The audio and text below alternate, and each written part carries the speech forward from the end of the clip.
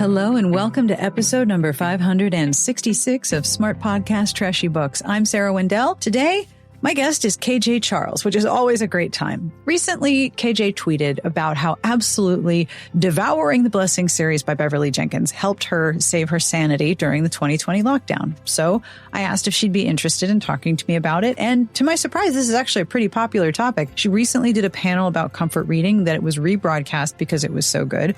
And I'm really excited to talk with her about what makes a comfort read comfy. And of course, get ready.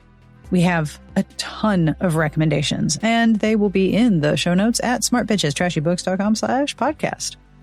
Hello, and thank you to the Patreon community. I am deeply, deeply grateful for your direct support. It keeps me going, and it is very inspiring to know that what we do has value and that you enjoy the show, so thank you so very much. I have a compliment this week to Maria L.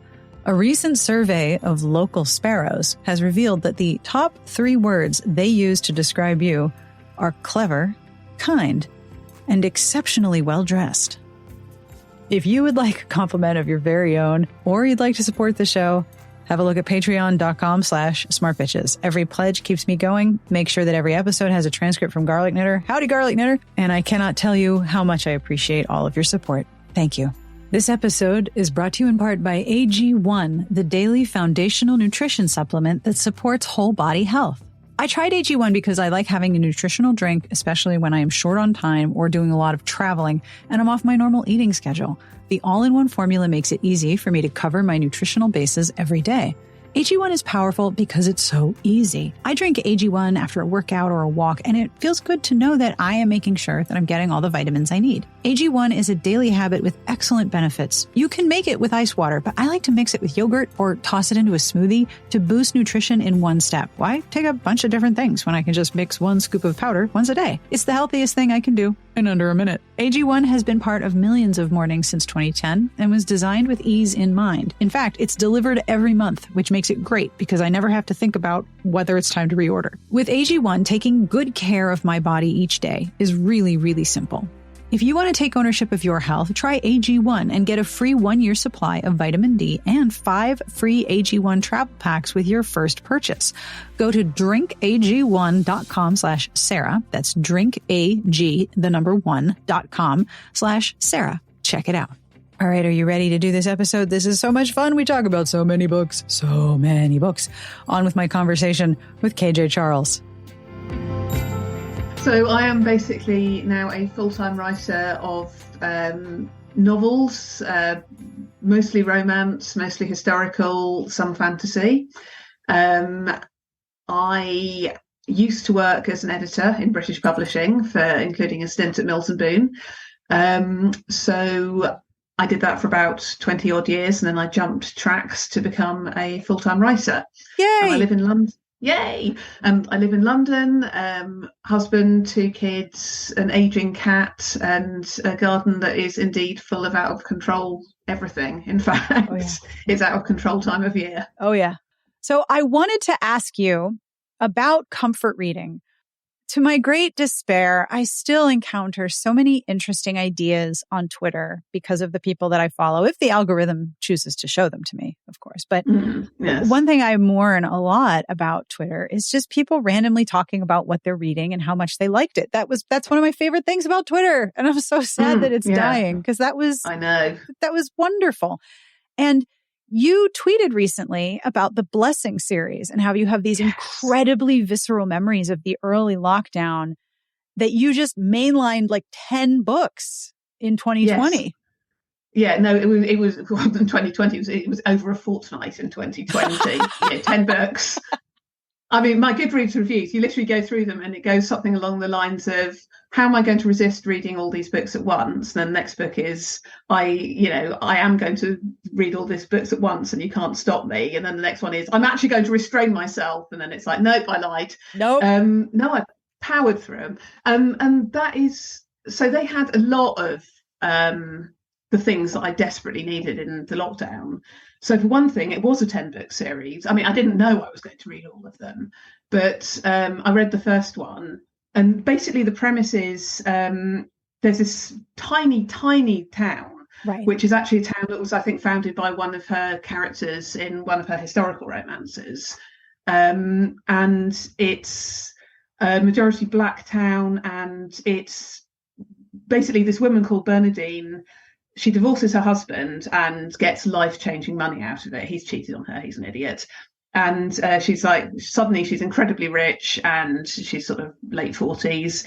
And I forget what she does. She buys the town, but it becomes a very important person in this town. Right. And then there's a whole, obviously there's all the people who come in, and each of it's got a romance. But there's also a very strong theme where there's a whole bunch of adopted children. I think that's it. She adopts like 4 children and brings them to this town, and we're not worrying about how long it takes to adopt children or anything. It all happens. And basically, so the entire series is tracking the lives of these people over 10, 12 years. So in effect, it's a soap opera. We are watching the same people. We're seeing them come in and out, and obviously she handles those immensely well because she's Beverly Jenkins. And it's a soap opera in which we can basically feel convinced that nothing really bad is going to happen. It's okay. There's always Bernadine with her money. There's a doctor who knows what he's doing. When things go ridiculously wrong, they tend to go, they can be fixed. There's a hilarious there's a plot line for about 3 or 4 books about a giant pig, basically, that it's somebody's pet, and it just rampages around. There's immense amounts to enjoy. There's like the descendants of characters from other books turn up. So if you've read like Neil July's grandchild comes and, oh my God, Neil July, he's one of my favourite characters ever. So you've got this immensely immersing world that just takes a leisurely pace. You can get right into it, and it's kind and it's caring, but it's not, again, it's Beverly Jenkins, so it's not cloying. It's hard-edged kindness, which is the kind I like. You can see difficult things happen. The adoptive kids have their issues that they've got to deal with, and they behave badly, and people mess about. But fundamentally, the arc of the world bends upwards in that world. Things are okay. That if you're in the pandemic, and if you were in Henry Adams, everyone would have been wearing a mask and dropping off food at everyone else's houses. Yes. Yes. And that was where I wanted to be. Yeah. So it was a huge comfort, and of course it was they're just great stories, and they're such great stories that I would start reading one, and then 3 hours later I would close the book, and that was 3 hours of lockdown gone, which was nice. Yes, because because I had enough hours of lockdown, and losing some of them was terrific. Oh yes. And your lockdown was a lot more intense than what we went through here in the States. Like, you were not allowed to go beyond 5 kilometers from your house. Is that right? And you can only go to the shop to get food and come back, get prescriptions, come back. That's it. Yeah, they had all kinds of rules, which it now turns out the people actually in government weren't bothering to follow themselves. There was a thing where you were only supposed to go out for exercise once a day, and we've got a park at the back of our house, and it was beautiful weather, and I wanted to just have the kids just stay away from other people and run around, but you couldn't. There would literally be policemen wandering around telling you to go home, kind of thing.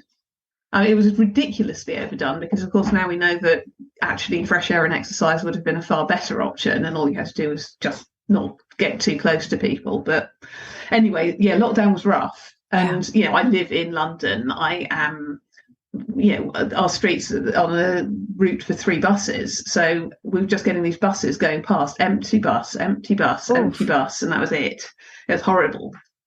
And hearses. And it was minging. It was absolutely minging. It was minging for everyone. And I'm not complaining more than anyone else. But boy, oh boy, did I enjoy having Henry Adams to go to, where people were actually outside and interacting, and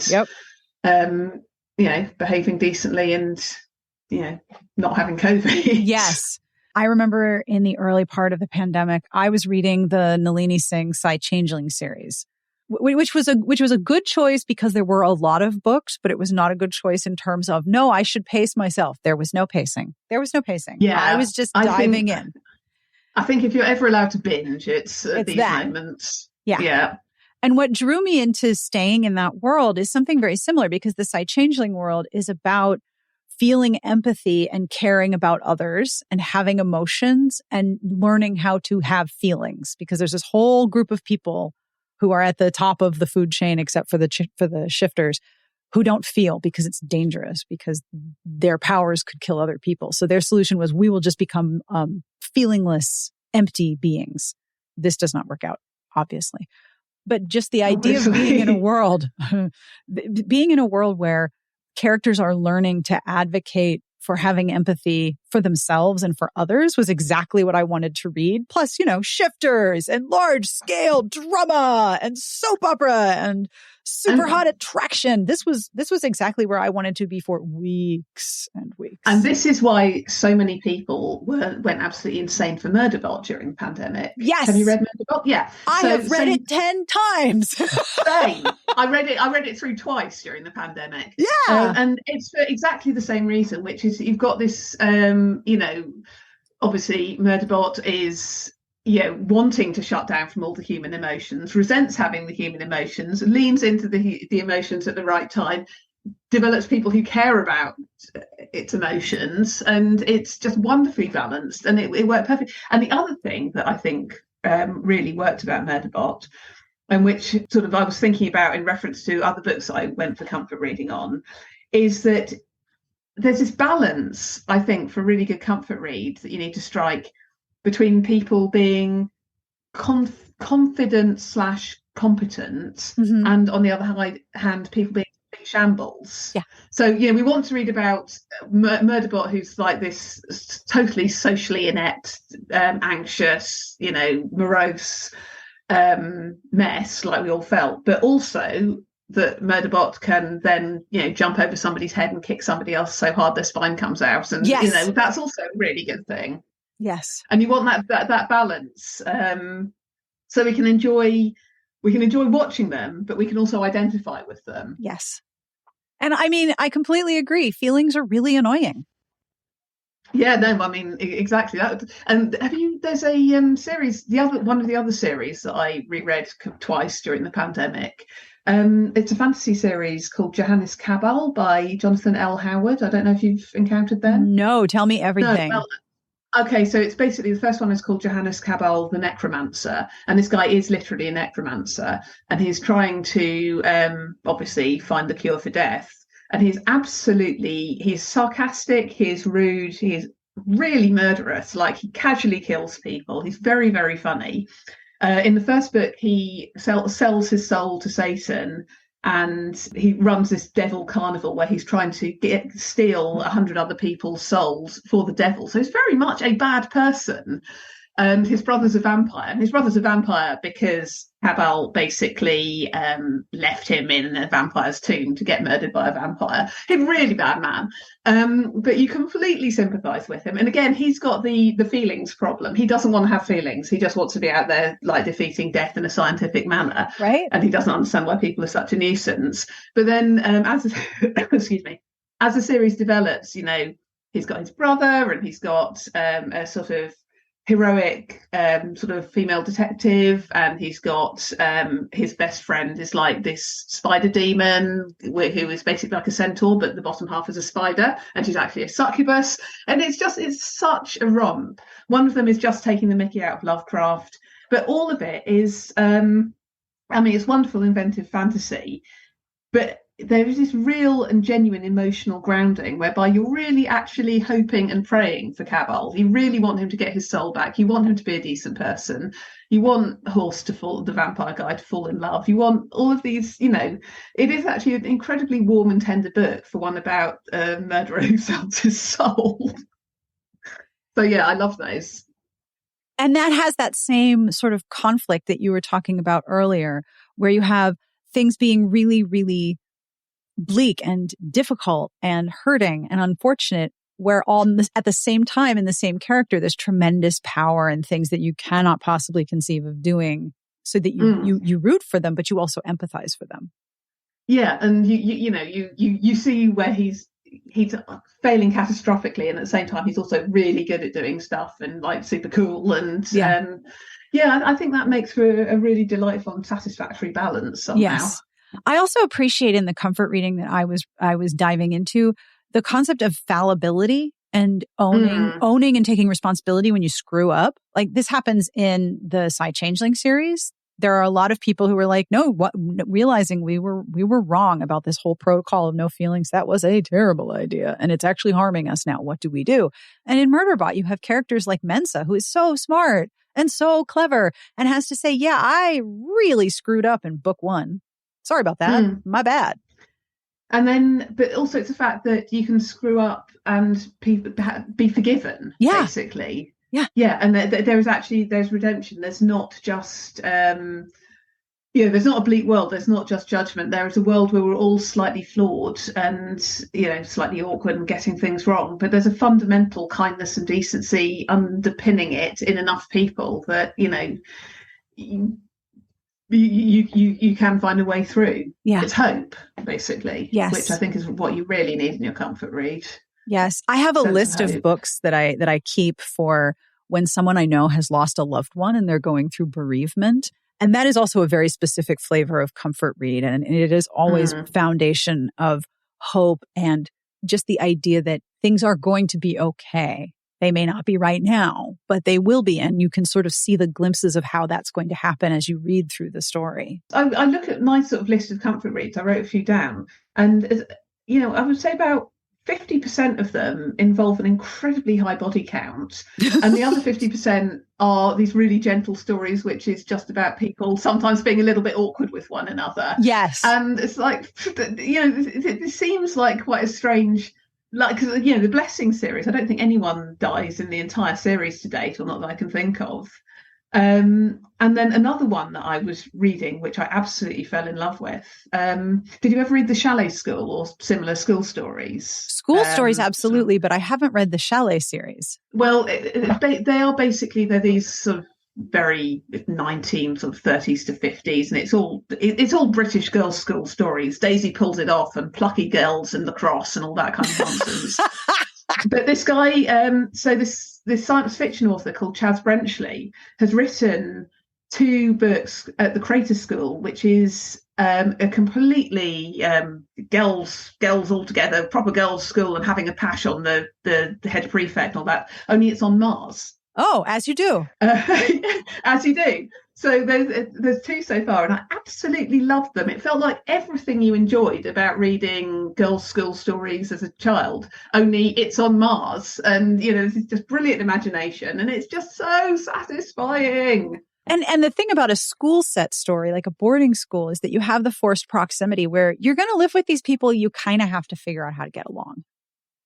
Yes, exactly. And it's very much about this, about, as all girls' school stories are, about people, connecting and clicking into place or not, but finding a way. There's another author I love called D. Stevenson, who was very big in sort of, especially in the 40s and 50s, 30s, 40s, 50s, who's been republished recently, who writes just these insanely comforting stories that are always set. Actually, she's done a couple in girls' schools, although with the heroine as a teacher, but otherwise they tend to be set in small villages.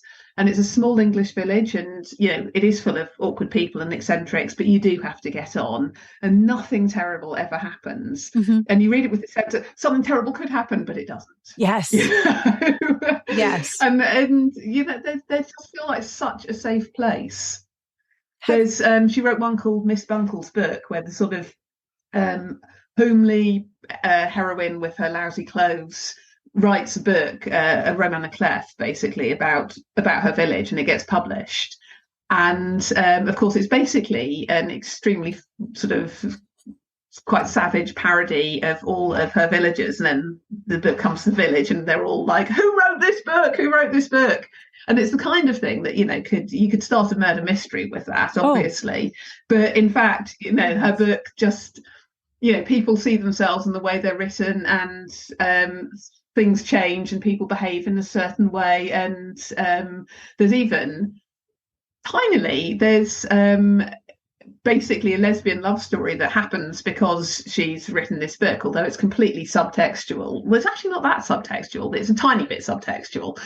But basically, this couple actually go away on holiday to be very happy together just because the book sort of validated their relationship, kind of thing. And it's just so cozy, and it makes you feel better about the world, and it's safe. Yeah. I've read a lot of D.E. Stevens during lockdown. I have read a lot of early Jill Mansell books as well, which do a similar thing. They're all contemporary, it's very strange. I used to be like nothing but contemporary, love it so much, and now I'm really having a hard time reading contemporary. I think because I have so many difficult feelings about the humans who are my contemporaries right now. I think that might be that's the reason I write historical. Yeah, exactly. I think that's part of it. And the thing I liked about the early Mansell books, and also what I like a little bit about the Blessing series as well, is that it is a small town and a community that is contemporary, but also timeless. There's nothing that ties it to a very specific period, except in that there's no COVID. Like there's no COVID there as of right now. I mean, I don't know what Miss Bev has planned, but it's happening now, but not like right now. There's a sort of a timeless quality. Like if you wandered outside of town, everything would be mist. There's nothing around it. It's just this town. Well, and you're just shielded. You don't have to look at the newspapers and think, oh my God, that arsehole, what's he done now? Yep. And you can apply that to whichever leader you care to. But why can't I kick his spine out of his body? It's not fair. Yeah, it's not fair, it's not fair. I know you just did a panel about comfort reading. Yes. And I've spoken to Martha Wells. I've done interviews with Martha Wells, and my inner 13-year-old was not cool. There's a sizable portion of my body going, is that a similar experience for you, getting to talk to her about comfort reading, to her about her books?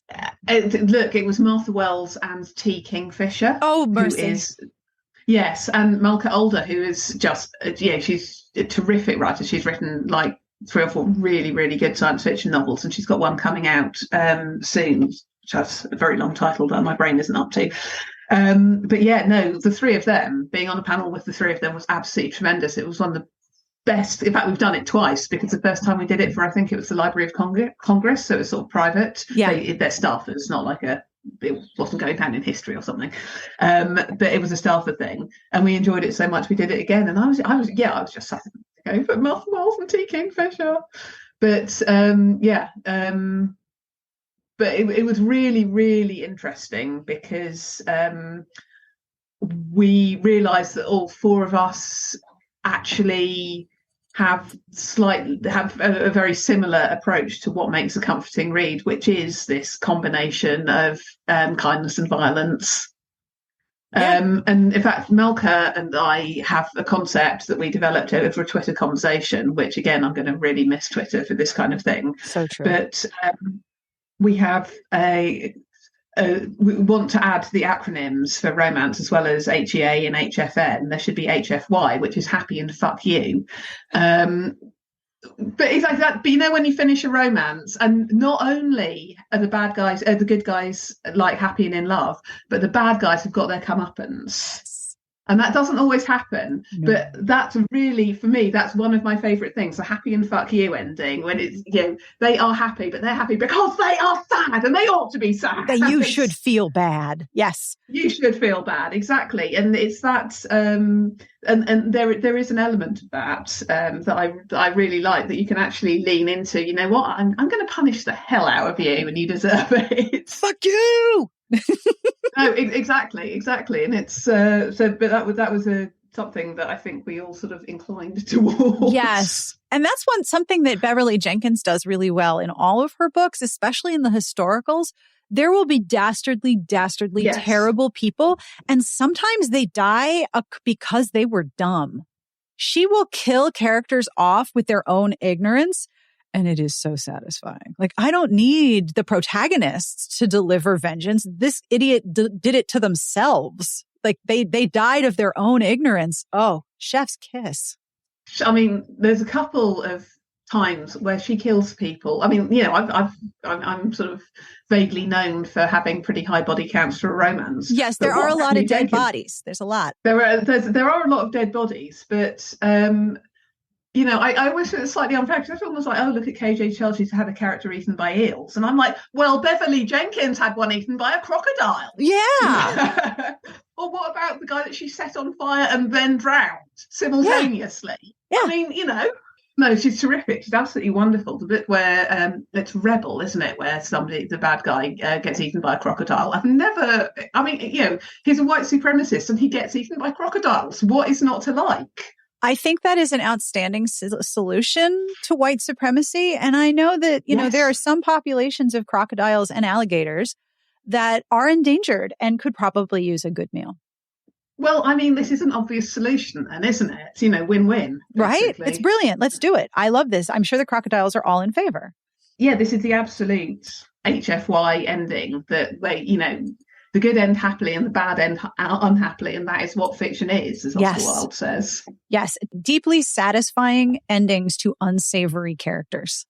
Yes, but you've got to have that, I think, for the comfort. You've got to have that sense that, it's a sense of, again, the arc bending towards justice. Right, and the rebalancing of those scales. Even in the first Murderbot book, the bad guys die because they put their rescue beacon too close to their habitat. Like, they were dumb. They knew it should have been kilometers away, and it wasn't. And so they were hoisted by their own space petard. Yeah. Yes, exactly. It's so satisfying. Yeah, it is satisfying, isn't it? Yes. You're in a comforting world where bad things could happen, but they don't. And characters look after each other. And the foundation is always going to be based on kindness, but there's also a reality of violence. And then everything is restored and balanced at the end. It's just so good. And then when you've got several books of that, which I think is the other thing for me with comfort reads, you kind of want there to be an immense amount of it to sort of delve into. So I really like Melissa Scott and Lisa Barnett's Astrian series. They're fantasy, but there's a male-male relationship at the heart of it. So the two, the investigator and the kind of swordsman who investigate a crime in the first book, become lovers, and then they're a couple throughout the next books. And it's this wonderfully developed world, really immersive, matriarchy, really interestingly done. And, you get these murders and you get a smidge of romance, not loads, but a smidge. And you get interesting crime and a sense of justice and a sense of things, a sense of people who want things to work out right and will work towards that. Yes. And that's the kind of Terry Pratchett thing with Vimes, the character who might be flawed themselves, but who is absolutely going to work to making the world a better place. Yes. Which is immensely enjoyable. Yes. It's very inspiring. Have you read Martha Wells' Roxura series? I've read the first one. I haven't caught up with the rest. Somebody on Amazon's review described it as matriarchal polyamorous flying lizard people.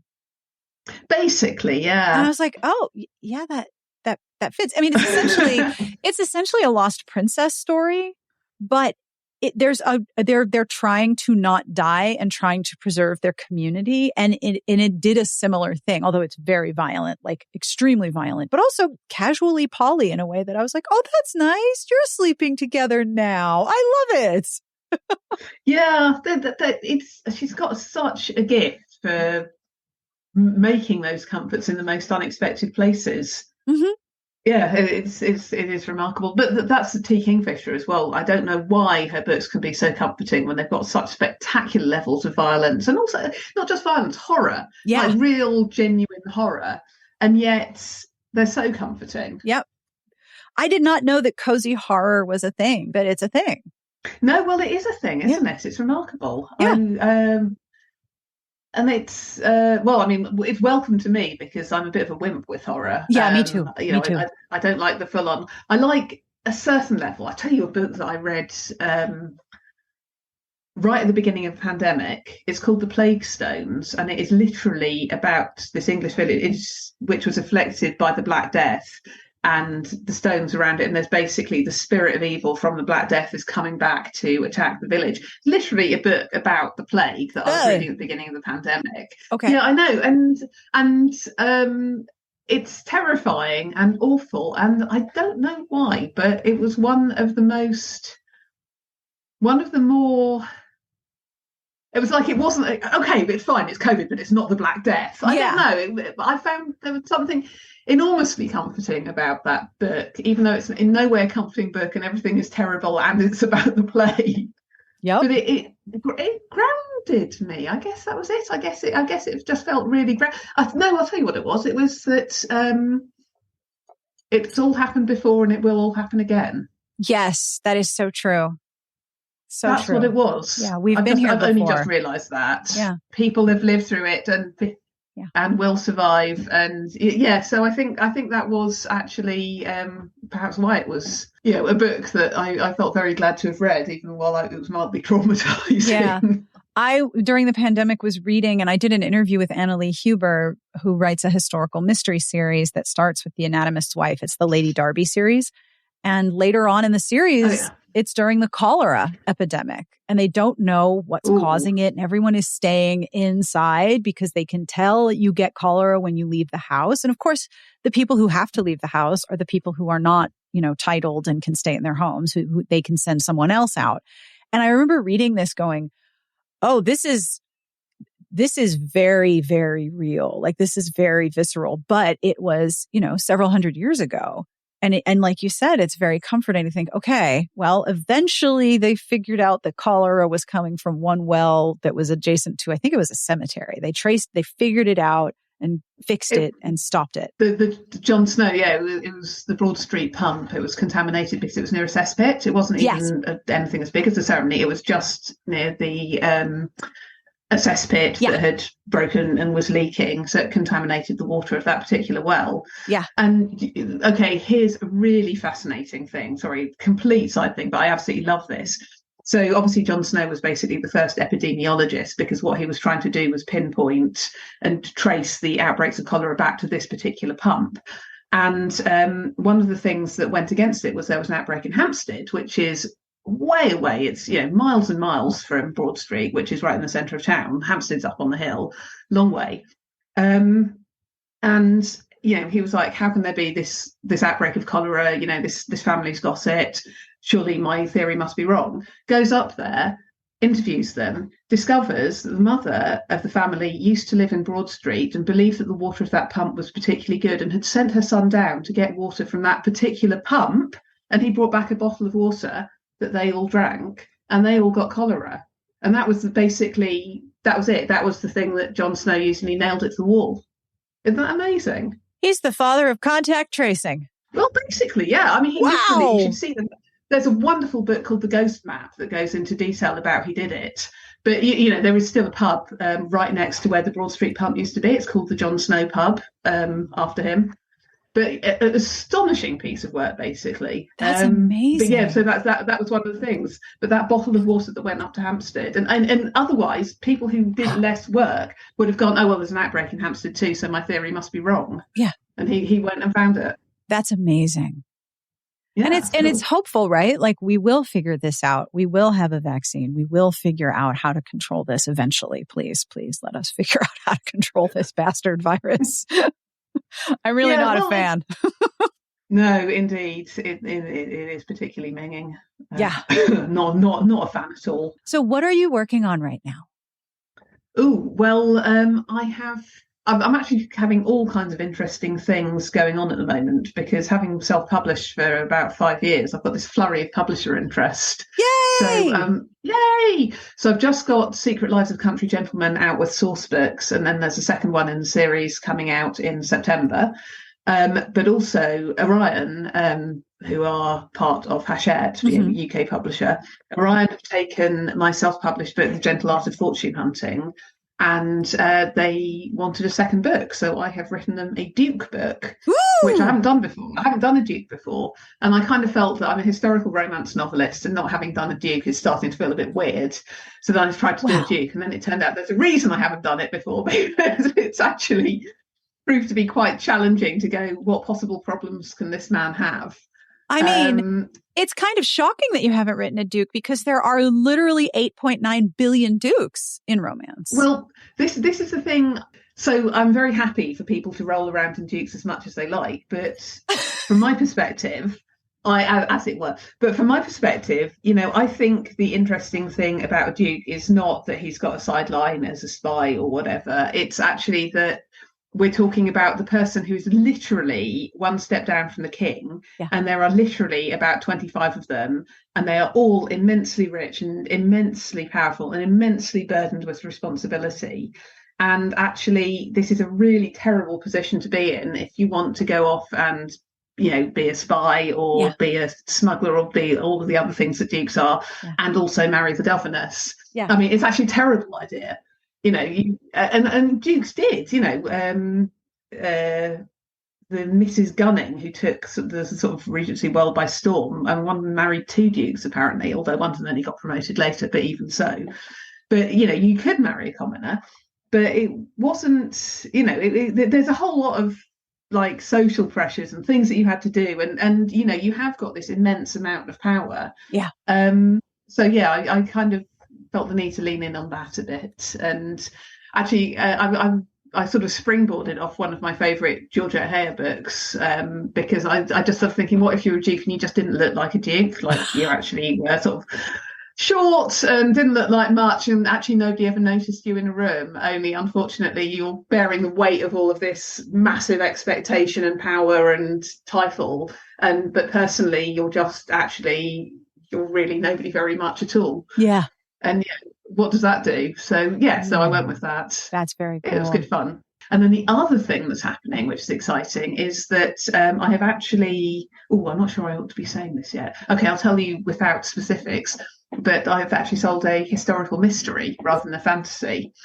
Yes. Yay! So more on that when it comes, but I'm really pleased about that because it's quite nice to sort of branch out a bit. Yes. And I love all of the queer historical mysteries that are coming out. Like they're all of the familiar hallmarks of, you know, Agatha Christie and the very specific small community romances, but super queer, like extremely queer. I love that so much.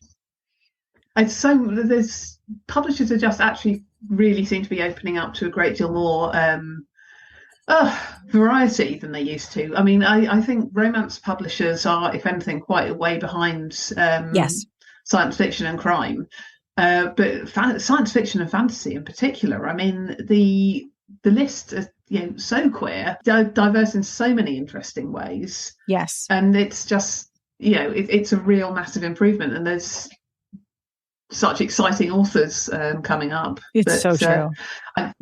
It's a wonderful world to be in. I think romance sort of had a good stab, but we seem to be there's a little bit of backsliding, it feels to me at the moment, in the publishers. Yeah. Not in self-published romance. You've got this endless thing. Actually, no, I'll tell you who I actually am very impressed by.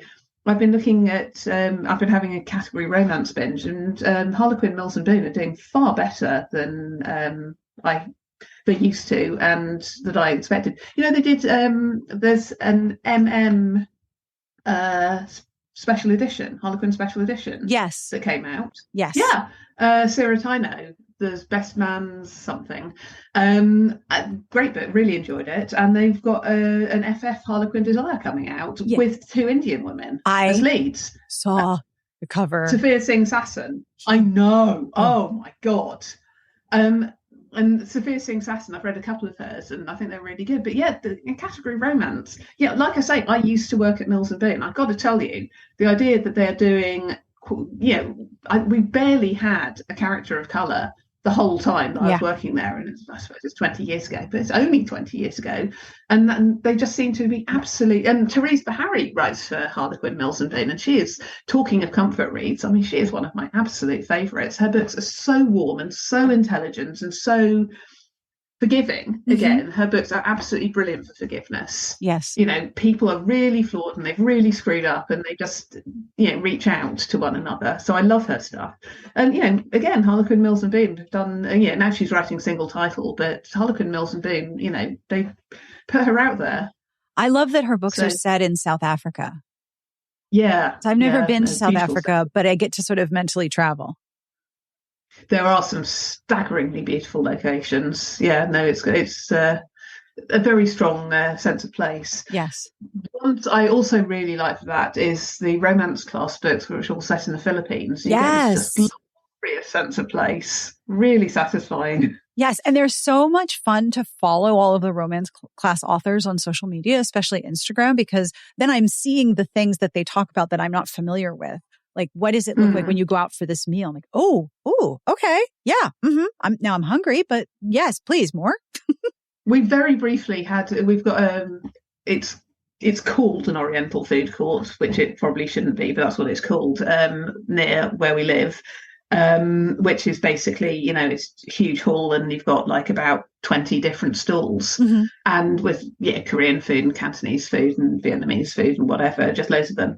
And this Filipino one opened and I was straight in there because I was just like, no, I know this. I've read romance class. I can do this. Yeah. Okay. And it enraging me, the next time we went, it had closed again. I was like, damn, I only got one meal. No. It was really nice, though. Oh, that's I awful. know, but I only got one. I'm so hacked off. But I did choose it based on the fact that I had read about it and I was like, no, I know that name. I'm having that one. And it was delicious. That's awesome.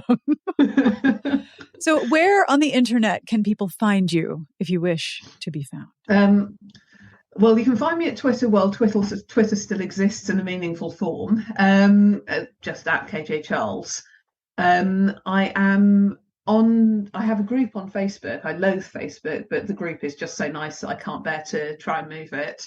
And that's a place where I do things like, put out free stories and little snippets and epilogues and things like that. We have regular treats. We have competitions. Oh, one of the marvelous things, doing the Gentle Art of Fortune Hunting with Orion, is the editor basically said, we want to put bonus material in. So I said, what do you have in mind? And she said, well, why don't you ask your chat group? So I have literally gone to the chat group and said, okay, tell me what you want in the way of bonus material. And the publisher is open for it. Like, they would literally agree to put an extra chapter in if we felt that, or do an epilogue, haven't specified the characters. They've literally thrown it wide open and say, what do your fans want?